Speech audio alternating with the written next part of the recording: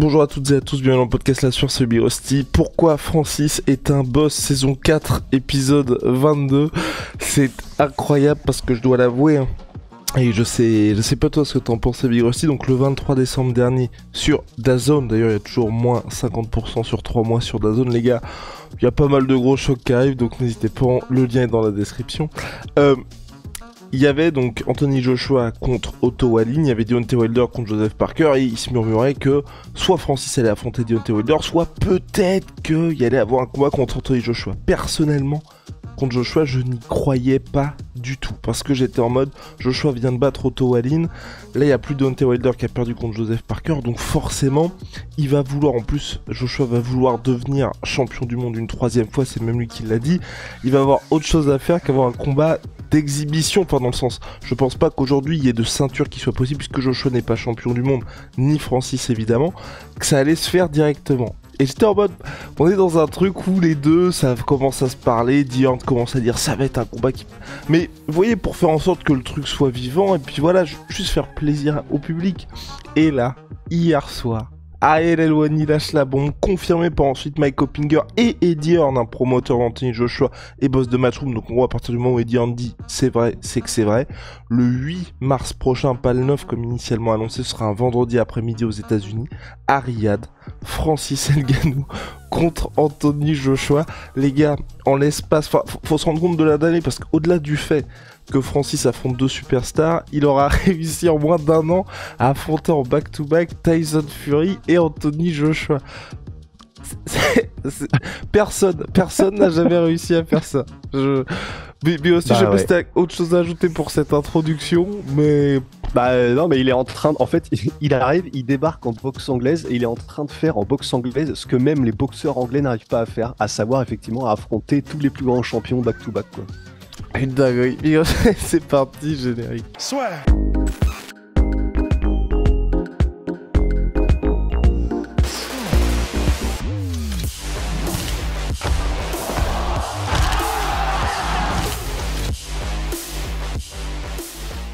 On va avoir Francis Ngannou contre Anthony Joshua, c'est officiel en boxe. Et ce qui est encore plus dingue, c'est que je n'ai pas peur. C'est que je suis pas dans une situation où je me dis oula, ça va être chaud pour Francis. Je sais pas ce que t'en penses, Big Rusty. Enfin, comment? Évidemment, enfin sportivement c'est... Mais après ce qui s'est passé contre Tyson Fury, c'est le combat que j'ai envie de voir, et là le fait de voir que ça se matérialise effectivement, j'ai plus envie de dire, ça me rassure par rapport à Francis. Pour Anthony Joshua, bon bah voilà, mais pour Francis, c'est tellement un truc où tu te dis putain le mec a tellement fait le meilleur move, et que là même sportivement je suis pas dans un truc, c'est la fête du slip. Bah en fait, de toute façon, le vrai problème qu'on va avoir là, c'est que il y a toujours une petite partie de mon cerveau là derrière, au dernier rang, qui est en mode non, en vrai, c'est trop chaud pour Francis. Anthony Joshua, en plus, il a un style, parce que Tyson Fury, il a peut-être essayé des trucs, machin. Enfin, en gros, t'essaies de rationaliser au max. Le problème, c'est que, comme on l'avait dit, bah, après le combat de Francis contre Tyson Fury, rationaliser contre Francis, essayer d'utiliser sa raison et sa logique pour décrire, enfin, tu sais, pour décrypter, pour analyser ce que fait Francis, pour ce qui se passe dans sa vie et sa carrière, ça ne s'applique pas. Les lois de la physique ne s'appliquent pas sur Francis. Donc en fait, même si maintenant j'ai envie du coup de me dire en vrai c'est quand même très chaud parce que il va arriver, il va faire du Anthony Joshua, mais comme là il a l'air de retrouver un second souffle, Anthony Joshua, ça peut quand même être flippant pour Francis, etc. La vérité, c'est que maintenant, plus jamais je ne parierai contre Francis, plus jamais je dirais là, en vrai, c'est quasiment impossible pour Francis parce que ça ne marche pas. Donc, ben voilà, on en est là où c'est presque de la magie. Oui, effectivement, du coup, en considérant que c'est presque de la magie, Francis peut tout faire en fait. Même maintenant, de voir Anthony Joshua mettre mis KO par Francis, bah voilà, maintenant mon cerveau s'y prépare. Il est en mode, bah oui, de toute façon, vu tout ce qu'a fait Francis, vu à quel point c'est en train de devenir, je voyais un commentaire comme ça ce matin sur un des forums qui disait là, il est en train de devenir l'histoire la plus folle du monde des sports de combat, de l'histoire des sports de combat. Alors, oui, il y a bien sûr, il y a tout le côté Mohamed Ali avec ce qu'il a apporté culturellement, avec parce qu'il était dans un climat politique qui faisait qu'il il a apporté des choses qui allaient bien au-delà du sport. Là, même si ça n'engage entre guillemets que son histoire personnelle à Francis, avec ce qu'il a fait pour arriver en France, puis ensuite à l'UFC, puis ensuite en boxe anglaise, même si pour l'instant, en tout cas, mais quoique, on pourrait dire ça, mais il y a tout ce qu'il fait au Cameroun en fait pour la jeunesse. Donc c'est moins visible parce que c'est pas dans le monde occidental, mais il reste, enfin il fait des trucs malgré tout qui peuvent changer culturellement en tout cas ce qui se passe au Cameroun. Et ouais, maintenant je suis en train de commencer à me dire la même chose. En fait, c'est Francis Ngannou, c'est en train de devenir le plus gros film, le plus gros scénario improbable mais hallucinant qu'on ait jamais vu dans les sports de combat. Maintenant, ça paraît de moins en moins déconnant. Et là, si jamais il arrive à mettre au tapis Anthony Joshua ou même un knockdown, même s'il met un knockdown Anthony Joshua et qu'ensuite il est mis KO lui-même, il aura mis l'un après l'autre knockdown Tyson Fury et Anthony Joshua. Ouais, tout est fou et plus rien ne s'applique. Faites vos jeux, rien ne va plus quoi. Rien ne va plus. Et Big Rusty, sportivement, qu'est-ce que ça donnerait contre Anthony Joshua? Paradoxalement, je suis plus confiant pour Francis parce que même le côté dimension physique, on va dire que avec Tyson Fury, moi, ce qui me faisait vraiment peur, c'est que c'est quelqu'un, Tyson Fury, qui a l'habitude de jouer de roublardise, un peu de salir le combat, d'utiliser le clinch vraiment à fond et qui en même temps, même si, voilà, Tyson Fury, quand vous le voyez physiquement, et c'est ce qu'on lui a reproché tout au long de sa carrière, vous avez pas l'impression que c'est le mec le plus, on va dire, physique du game, bah, quand il s'y met, c'est quand même très très dur de le bouger parce que c'est le plus lourd, c'est celui qui a la plus longue allonge et c'est le gars le plus grand. Anthony Joshua, c'est pareil que Tyson Fury, on va dire physiquement, sauf que c'est plus tracé, il est un petit peu plus petit, un petit peu moins d'allonge à chaque fois, mais physiquement c'est aussi un monstre, sauf que, tu vois, c'est là où moi je suis confiant pour Francis, mais je ne sais pas, faudrait qu'on voit avec Clément qui lui s'y connaît évidemment bien plus que nous dans cette dimension, c'est que Joshua, je n'ai pas l'impression qu'il utilise son corps, en tout cas son physique, comme il devrait l'utiliser, parce qu'on en a parlé plein de fois, que ce soit contre Usyk ou contre d'autres gars, pour moi il pourrait vraiment beaucoup plus l'utiliser, donc je sais pas, c'est parce qu'il ne sait pas, enfin quand je dis qu'il ne sait pas, c'est dans le sens où bah, faire 10 rounds où tu fais ce que Tyson Fury a fait contre Deontay Wilder, est-ce que Joshua peut le faire tout simplement? Parce que pour l'instant, on ne l'a jamais vu le faire. Et comme Tyson Fury, j'avais déjà vu faire ça, j'avais un petit peu peur pour Francis. Finalement, bah Francis lui a clairement montré qu'il y a le clinch en boxe et le clinch en MMA et que bah c'est pas de problème pour lui. Alors que Joshua, comme il ne l'a jamais fait, je me dis ça peut lui faire extrêmement bizarre de se faire malmener par quelqu'un comme Francis. La seule question que j'ai, c'est au regard de ce que Joshua présente comme physique, est-ce qu'il apportera pas plus de résistance qu'un Tyson Fury qui peut-être de manière plus innée, enfin en tout cas de quelque chose qui est naturel pour lui, que par, on va dire, ses entraînements physiques, arriver à peser tout son poids sur ses adversaires? Bah, je sais pas. Vraiment là, je sais pas. Mais après, là, on a l'air de retrouver le Anthony Joshua d'antan. On a l'air de retrouver le Anthony Joshua confiant, qui met la marche avant et qui, bah, comme on l'avait dit après son combat contre Otto Wallin, maintenant qui a l'air d'avoir atteint. Alors, c'est difficile de juger sur un seul combat, mais c'était quand même en face. C'est pas non plus un boulanger, quoi, Otto Wallin. Et vraiment, il a l'air d'avoir trouvé, à confirmer, du coup, face à peut-être à Ngannou, mais l'équilibre parfait entre méthode, discipline et je fais parler la puissance et j'envoie les orgues de Staline sur toi. Mais à voir. Après, c'est vrai que c'est un style beaucoup plus classique que celui de Tyson Fury. De toute façon, celui de Tyson Fury, c'est un style qui est quasiment inimitable parce que c'est un style qui est en phase avec ses capacités athlétiques, ses capacités physiques, enfin, sa taille, son allonge, etc. Dans la théorie, c'est plus facile à approcher. Le style Anthony Joshua, il est plus orthodoxe, plus académique dans ce qu'il fait. Mais effectivement, là où c'est très difficile d'aller le chercher, c'est que, bah, on l'a vu là dans son dernier combat, juste les jabs, c'est des missiles et c'est pas fou ce qu'il fait en termes de technique. C'est pas des trucs incroyables, des enchaînements à la Dimitri Pirog, tu vois, mais bah, c'est salement efficace.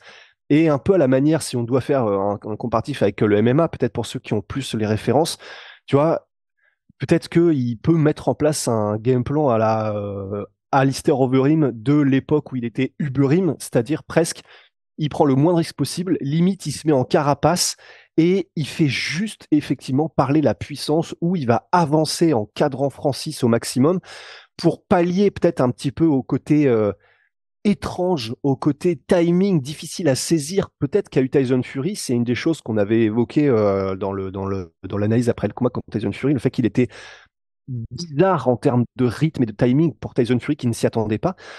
Bah, du coup, peut-être qu'il va pas prendre de risque, Anthony Joshua, se mettre en carapace, avancer, bourriner au corps, parce qu'on a vu qu'il faisait salement du dégât ici. Et aussi, bah, l'avantage, c'est que quand tu vas au corps, bah, c'est difficile. Enfin, tu peux pas, comment dire, tu sais, faire des esquives et avoir un timing un peu étrange quand tu es au corps, puisque le corps est toujours là. C'est ce que disent tous les analystes de boxe anglaise. Donc, peut-être un truc où ce sera pas très spectaculaire, mais juste rouleau compresseur de la part d'Anthony Joshua, où il prendrait le moins de risques possible. Et côté Francis, Big Rusty? Genre, je suis un expert en boxe anglaise, tu sais. Bah, faudrait qu'on regarde son combat contre Tyson Fury, voir ce qu'on peut utiliser, mais non, là, je vais pas faire le malin. Je suis incapable, là, tout de suite, de faire une analyse du style Ngannou en boxe, tellement peut-être que c'était lié à l'opposition de style avec Tyson Fury. Peut-être, si ça se trouve, les attributs, le rythme, la manière d'aborder le combat et de combattre de Francis, peut-être d'une manière contre toute attente, correspondait plus au style bizarre de Tyson Fury, mais peut-être qu'il aura plus de mal face à un style classique, mais puissant et efficace comme celui d'Anthony Joshua. C'est tellement difficile en fait de dire. Parce qu'il Bah, a c'est même qu'on a eu pas. qu'un seul, Ouais. pour Bah l'instant. oui, on a eu. C'est Ouais, ça. c'est qu'il y a eu qu'un seul exemple pour le moment, mais en soi, j'ai envie de dire, moi, faire ce que... Enfin, l'avantage d'Anthony Joshua, c'est quand tu regardes ces deux défaites, enfin, pardon, trois défaites, que ce soit contre... Enfin, Andy Ruiz, t'as vu vraiment cette dimension physique, parce que, et pour moi, Francis, il a tout intérêt à faire ce qu'a fait Andy Ruiz, c'est Anthony Joshua, là où il a eu tellement de mal contre Andy Ruiz, c'est qu'Andy Ruiz, c'est un mec complètement différent de Tyson Fury, mais dans le clinch, c'est là qui...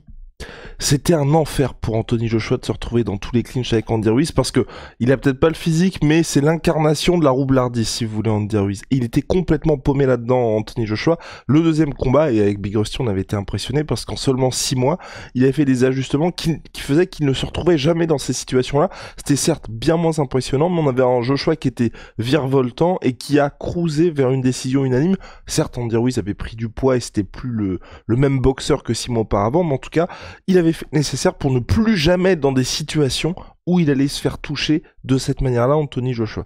Contre Usyk, moi je mets ce combat, je disais d'une manière différente parce que là tout simplement il s'est fait battre par un meilleur boxeur que lui et il a essayé de jouer au boxeur face à Andy Ruiz. Et pour moi Francis, il a tout intérêt à avoir la stratégie qu'avait Andy Ruiz lors du premier combat, sachant qu'en plus Francis, on peut déjà cocher la dimension physique parce que il l'a prouvé contre Tyson Fury, il peut durer dans le combat. Et deux, enfin, c'est pas quelqu'un, je ne m'attends pas du tout à ce que Francis, là, en l'espace de 6 mois, se soit complètement laissé, enfin, le gars va être toujours une machine, ça, y a pas de problème.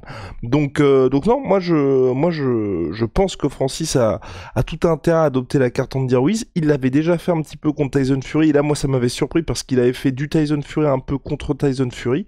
Et là, franchement, si en plus il arrive à faire ça contre Anthony Joshua, on peut être dans une situation où on a un gars avec Francis qui est le... Enfin, après avoir ce qui se passera dans la revanche contre Tyson Fury, tu vois, Big Rusty, mais le côté... Depuis que Tyson Fury a changé de coach et a arrêté de faire... C'était hyper impressionnant parce qu'on était en mode, ouais, le gars se déplace comme un... Enfin, middleweight, enfin, ce que vous voulez, mais en tout cas, quelqu'un qui est pas du tout dans cette catégorie de poids pour Tyson Fury, mais ça montrait ses limites quand tu te retrouvais contre quelqu'un comme Deontay Wilder où tu sais qu'à un moment dans le combat, tu vas selon toute vraisemblance, être mis knockdown. Mais si Francis arrive à être la version 2.0 un peu du Tyson Fury qui est en mode, bah en fait, marche avant et mec, je vais te rouler dessus contre Deontay, bah je vois pas qui peut le battre dans cette catégorie. Parce que même un combat, on verra ce qui va se passer entre Usyk et Tyson Fury, mais Usyk contre Francis, si Francis arrive à battre, c'est fou ce que je dis, hein. Mais si Francis arrive à battre coup sur coup Tyson Fury et Joshua, même si t'as Usyk contre Francis, bah j'aurais trop peur contre Usyk. Ça ferait un peu comme ça s'est passé de manière très bref, mais Big Rusty qui apprécie, je crois, beaucoup Derek Chisora. Derek Chisora, quand il se met, enfin, quand tu sentais l'impact physique qu'il y avait contre Usyk, il était pas bien du tout Usyk. Et je pense que Francis, qui est en mode enfin, version, j'ai envie de dire 4.0 de Derek Chisora, ça peut très mal se passer pour, honnêtement, tous les boxeurs de la planète parce qu'ils n'ont pas cette habitude-là. Et c'est pour ça que moi, pour Francis, je suis très confiant, même si là, il affronte Anthony Joshua, qui, pour moi, honnêtement, ouais, avec Tyson Fury, c'est les deux mecs qui ont cette qui je pensais, on l'a pas eu contre Tyson Fury, mais qui ont pour moi sur le papier du répondant face à Francis Ngannou dans cette dimension-là. C'est les deux seuls, je pense. Du coup, du point de vue clinch, genre s'accrocher et C'est ça. peser, etc. S'accrocher, peser et faire en sorte que de toute façon, plus le combat, tu sais, enfin, tu vois, on avait vu avec, c'était quoi, Deontay Wilder, la revanche contre Tyson Fury, bah, de toute façon, il s'est fait rouler dessus et dès le début, c'était game over. Pour le deuxième combat, bah, forcément, en fait, tu voyais que plus les rounds duraient, plus c'est des efforts que les mecs n'ont pas l'habitude de faire tout simplement, tu vois. Et, alors que Francis, et c'est là que moi, même contre Tyson Fury, tu vois, j'étais surpris de ça, c'est de me dire, t'avais vraiment ce que Tyson Fury avait l'habitude de faire contre les boxeurs, et là contre Francis, où Francis était en mode, bah mec, enfin littéralement tous les jours, depuis 2013 que j'ai commencé le MMA, je me tape ça parce que en fait c'est normal. Et moi ce que je me dis c'est que Joshua qui avait été, enfin vraiment le premier combat contre Ruiz, et il y avait eu toutes ces discussions là après parce que c'était aussi son premier combat aux États-Unis à Joshua, et en gros il y avait ce côté, bah peut-être que comment dire, Ruiz est mexicain, enfin mexicano-américain, ouais c'est ça que enfin Ouais, américano-mexicain, enfin bref. Ce que je veux dire, c'est que il y a beaucoup de discussions. Est-ce qu'il l'avait pas plus laissé travailler que d'habitude par rapport aux adversaires d'Anthony Joshua qui faisaient tous ses combats en Angleterre, et donc forcément, tu vois, il y avait une prise de risque moindre parce que bah c'est toujours une zone un petit peu comment, c'est un peu la zone grise, la zone de clinch en boxe. Et donc du coup, moi j'étais dans un truc où bah, Joshua a eu ça une fois, ça a été catastrophique pour lui. Depuis, il n'a plus vécu cette chose-là. Là, on sera à Riyad. Sur le papier un terrain neutre, est-ce que Francis, qui a pu en plus en bénéficier contre Tyson Fury, ne va pas réitérer, mais en se disant là justement, comme tu as très justement dit Big Rusty, il y a tout intérêt à le détruire dans ce domaine-là, parce que sinon ça peut effectivement faire très mal, parce que Francis a vu ce qui s'était passé contre Otto Wallin et que Joshua reste extrêmement dangereux. Voilà. Et du coup, quand tu dis il y a tout intérêt à le détruire dans ce domaine-là, c'est que Francis détruise Joshua en clinch? Ouais, peut-être. Après, faut voir, parce que c'est vrai que contre Tyson Fury, c'est Tyson Fury qui a de temps en temps essayé d'aller en clinch contre Francis, et c'est juste que Francis, effectivement, était en pierre. Après, faut voir si Francis lui-même peut mettre en place contre quelqu'un qui est de sa taille et de son gabarit, grosso modo, un clinch qui est un peu. Cette stratégie-là, c'est la stratégie du plus gros et du plus grand. Et comme il ne le sera pas contre Anthony Joshua, je ne sais pas s'il pourra le faire.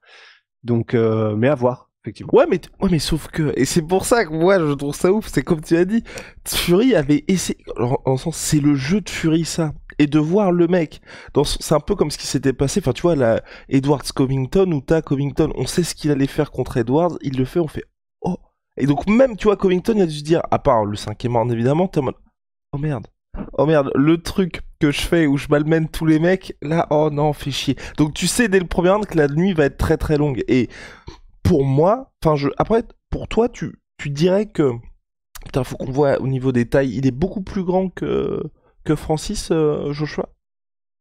Non, ils font la même taille, je pense. Ok, même taille, et même poids, non?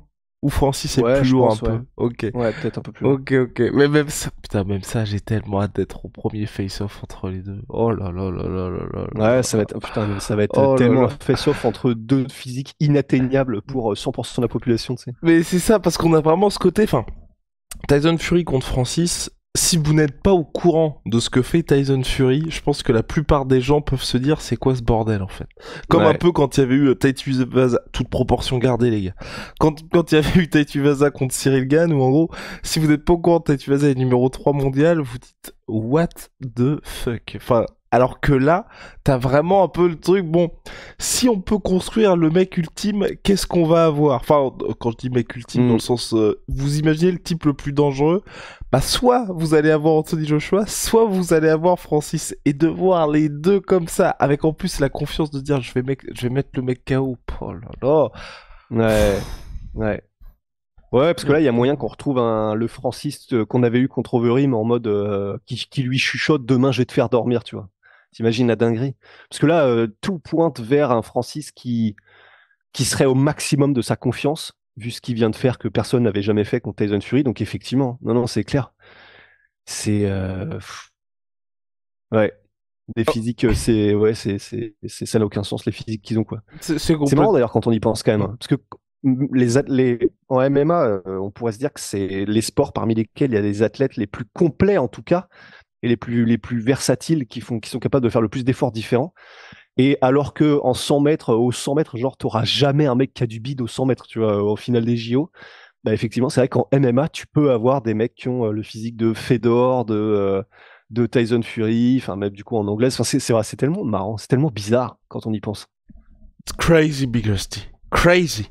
Et Ouais. pour finir là-dessus sur Francis Anthony Joshua, toc, toc, toc, oui, et ce que je veux dire c'est pas du tout impossible que Francis mette KO Anthony Joshua parce que c'est quand même arrivé pas mal de fois qu'il soit sonné et vraiment durement et dans le sens il y a eu qu'un seul KO c'était contre Andy Ruiz, plusieurs knockdowns contre Andy Ruiz, mais sinon que ce soit contre, il y a eu knockdown contre Klitschko, knockdown contre Dillian White. Il y a eu, enfin pas knockdown contre Dillian White, mais salement chancelant contre Dillian White et fin du premier combat contre Usyk où là c'était, enfin quasiment alerte Panique à bord, brancard. ouais. Pardon? Mm. Panique à bord, Oui, ouais. panique à bord, complètement. Big Rusty, panique à bord. Alors, bref, on a terminé sur Francis contre Anthony Joshua, mais quelle dinguerie, de toute façon, on va en reparler.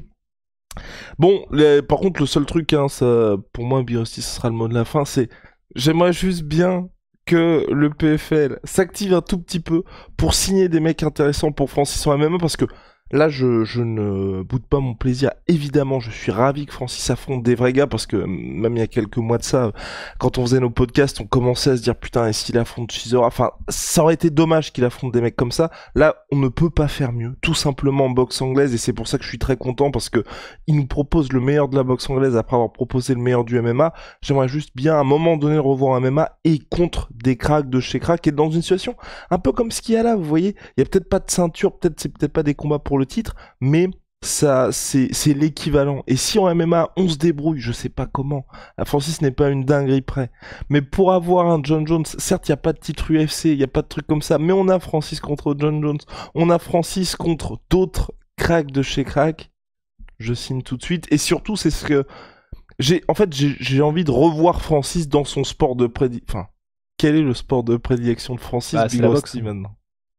Bah, ça a toujours été la boxe, de toute façon. Et lui, il a toujours voulu faire de la boxe. C'est pour ça qu'il a qu'il a fait son grand voyage. C'est pour ça qu'il a commencé les sports de combat. Donc lui, de toute façon, là, il est là où il a toujours voulu être. Donc c'est ça qui est l'avantage. Mais en plus, il y a moyen que ça marche vraiment beaucoup mieux le pay-per-view. Alors, ça restera probablement toujours aux horaires Arabie Saoudite et en Arabie Saoudite. Donc Ouais, ça, ce milieu sera toujours un peu d'après-midi, un ouais. frein. Ouais. Ouais, voilà, ce sera toujours un peu un frein pour les pay-per-view, malheureusement. Mais il y a moyen que ça marche quand même mieux que le dernier pay-per-view, juste parce que le dernier pay-per-view, tout le monde s'attendait à une boucherie et à ce que ce soit une exécution. Bah, et voilà, c'est à ce moment-là qu'il a choqué la planète entière. Là, vu que ça a fait le tour du monde, maintenant les gens sont entre guillemets prévenus de ce qu'était Francis Ngannou. Et donc là, maintenant, comme il y a une plus grande inconnue, il y a moyen que les pay-per-view, ça marche beaucoup mieux. Enfin, on n'a pas eu les chiffres exacts du premier, mais on sait que ça n'a pas très bien marché, quoi. Mhm. Trop Big Rusty. Ouais, si on... Ah putain, je crois on les avait eu, je crois que c'était moins de 100 000, un truc comme ça. Enfin, bref. Ouais. Big Rusty, shout out, I'm Sweet Pea, I'm Sweet Protein, moins 30% sur tout My Sweet Protein. Avec... Et puis, les codes de la sueur. Ouais. Ah bah tiens, regarde. Ah bah? Hey, peanut. Olé! Oh, holy. Et puis vous le savez les gars, notre petit savon, là je montre celui avec BSD, on fait des collabs avec les combattants. On a le Lazy Soap avec le Lazy King. Oh god damn. Oh, J'avais tout préparé. Et moi, j'avais préparé même une vanne en mode, bon, on ne fait pas de savon avec Francis Ngannou, pas encore. Mais en tout cas, on en fait avec d'autres superstars du MMA. du Donc, en MMA, c'est l'occurrence, disponible Abdul sur... Abdouragimov, Voilà, Lazy Soap, Benoît Saint-Denis, of course, et Morgan Charrière. Morgan Charrière, c'est disponible sur onae.fr. N'hésitez pas. Si.